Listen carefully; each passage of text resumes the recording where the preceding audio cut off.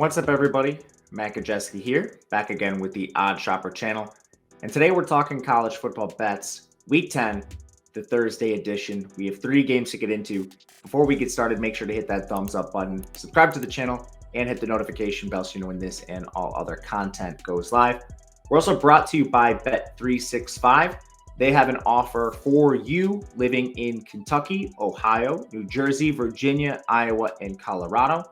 You can make your first deposit, bet $5 on any market.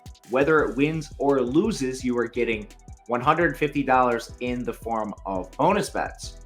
You need to be 21 to play, 18 in Kentucky. If you or someone you know has a gambling problem, please call or text 1-800-GAMBLER. The link to this limited time deal is in the video description below. So take advantage of that, boost that bankroll today. Fun slate. We kick it off with a Big 12 banger, Texas Tech and TCU. We have a 3-point spread in favor of Texas Tech. And the total in this game, it is, let's see what it's sitting at currently. My computer just refreshed on me. This is riveting content. Sorry, guys. All right, current total 59.5. So right away, I did not bet anything in this game. It is a Texas Tech or pass situation. Won't spend a ton of time here. I have TCU power rated as the better team, 29th on offensive efficiency. Texas Tech is 75th. On defense, TCU also has an edge. They're 49th. Texas Tech is 96th. But TCU's on a backup quarterback who played just downright horrifically in their last game. Lost to Kansas State 41-3. I mean, it's really hard to judge teams when they move from quarterbacks like Chandler Morris, who do everything, to Josh Hoover, who can't run. Morris does a great job of that. Hoover has a 59% completion, 6.5 yards per attempt. More turnover-worthy plays than big-time throws. I mean, maybe he improves. There's no way to quantify this. So a game that I'm not going to bet. I haven't been really impressed with Texas Tech either, to be honest with you. They just lost to BYU. But they're getting back their quarterback. Baron Morton was hurt. Now he's returning. Not that he's been spectacular. 57% completion for 5.5 yards per attempt. Doesn't run either. So, I mean, just a pretty ugly game. Although it's nice on paper with the two teams that are pretty competent in this conference. It'll be a straight pass for me. Second game. We have Wake Forest and Duke, 12.5-point spread. 44-point total in this game. Another one I think that's Duke or pass. Wake Forest, I think, is this supreme sell high, if you want to call them that. They've beaten Vanderbilt, Pittsburgh, and Elon. Lost to a bunch of teams along the way, and not exactly the best teams either. They got blown out by Georgia Tech. They lost in a competent game against Clemson, but I mean, what does that really tell us at this point? Got blown out by Virginia Tech and blown out by Florida State. I have this team significantly behind Duke in most power ratings. Their quarterback, Mitch Griffis, is downright horrific. 57% completion, 6.9 yards per attempt. This is the most glaring stat I think I might have ever seen. 3 big-time throws, 21 turnover-worthy plays. He only has 6 interceptions. Like, if defensive backs didn't drop interceptions against Mitch Griffis, like, he might be the worst quarterback in the country. Their O-line is terrible. They have a 29.5% pressure rate. They're facing Duke, who plays awesome defense. They're 50th in the country there. Duke struggles against the run. That's the main weakness they have, but they've had an incredibly difficult level of competition. They played Clemson in week 1, Notre Dame, Florida State, Louisville. It's been a very difficult road for Duke. So I actually think there might be some meat left on the bone for their defense, especially against the run. They've been awesome in coverage.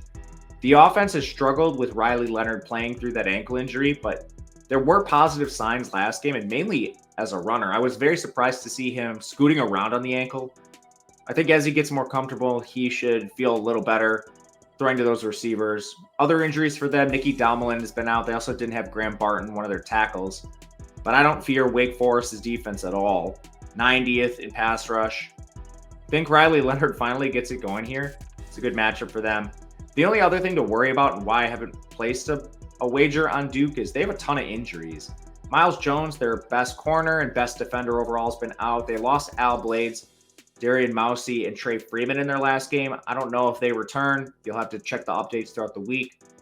But that's a lot of defenders. That's potentially 4 starting defenders for Duke. Until we get injury news, it's just a straight pass, but I'd be looking at the Duke side, if anything else. Last game I did bet, it's South Alabama and Troy. Spread is 5.5 in favor of Troy. Total is 45.5. I sprinkled wager on the South Alabama side at the plus 5.5, and I also played the under in this game. So there's a couple reasons why. I guess to speak to the total first and foremost, we're not expecting the fastest game, and both teams are pretty good on defense. Troy definitely slows you down. They're 90th in pace. They do have a 50% pass rate, which helps a little bit, but Troy doesn't prefer to play fast. Alabama is slightly above average in terms of pacing. They're 51st, and they pass as well. But then we have to talk about the defenses. Everyone knows Troy's defense is electric. They're 5th in total efficiency, 4th against the run, 12th against the pass. But South Alabama's not that far behind them. 32nd overall, 27th against the run, 65th against the pass. This has been a good South Alabama team, and they've had a tough strength of schedule. Their non-con included Tulane and Oklahoma State. They also played James Madison to a single-digit game. They just played Louisiana, another very good team in the Sun Belt. So for this South Alabama team to hold up pretty strong defensively says a lot to me. They're also getting healthier on defense too, which they've been injured. Quarterback Carter Bradley had an injury scare last game, but it appears he's going to play 66% completion, 8.5 yards per attempt. He doesn't run, and the offensive line's a little shaky, which is also why I like Troy's defense, especially, with the injury to Bradley. Maybe he's not quite as mobile in the pocket. He doesn't scramble or anything to begin with. But I think that's a concern against Troy's defense, having a bad O-line and a somewhat banged up Carter Bradley.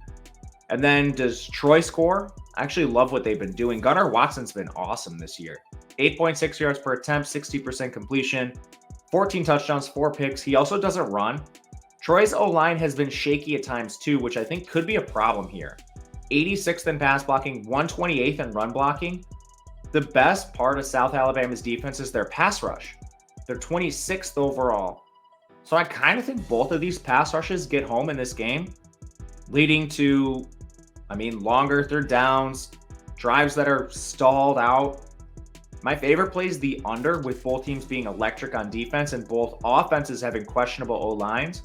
But I also think South Alabama's worth sprinkling as a team that's run a little cold in certain games this year. For reference, they lost to Central Michigan. They had an 85% post-game win expectancy.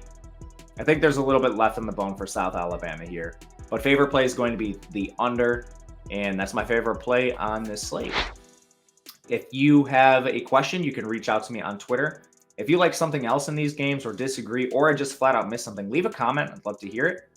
And we'll be back tomorrow talking more college football as well as the Saturday slate.